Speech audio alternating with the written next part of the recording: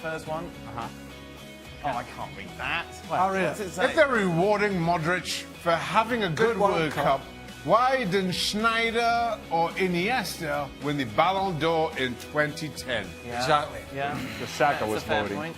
Sneijder was definitely up for it. That's good. Right, that's enough Ballon d'Or talk. There is an answer to this question, by the way. Go on, good. Sid. Go on. I'm glad you have one. I know.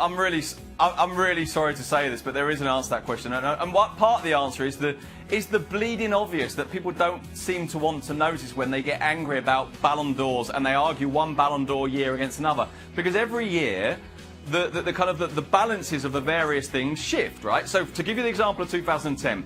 2010 was when the Ballon d'Or had been taken away from being just France football and had brought in UEFA. In other words, brought in FIFA. It used to be the FIFA World Player, merged together.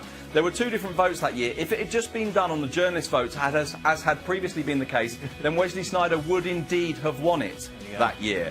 But once all those other votes came in, and you know, we're in an era, I think, where the default setting was Messi or Ronaldo, so Messi picked up huge amounts of votes. The other thing I think that happened in 2010, and I say this obviously as someone who lives here in Spain, and so is very conscious of this, and this is a big argument in Spain. Why didn't Xavi win it? Why didn't Iniesta win it? Why didn't Casillas win it? Well, there's your answer, because there were three of them. And effectively what happened, in a democracy this will happen, there were three big Spanish candidates, and between them in a way they kind of shared the votes out, so there wasn't one outstanding candidate.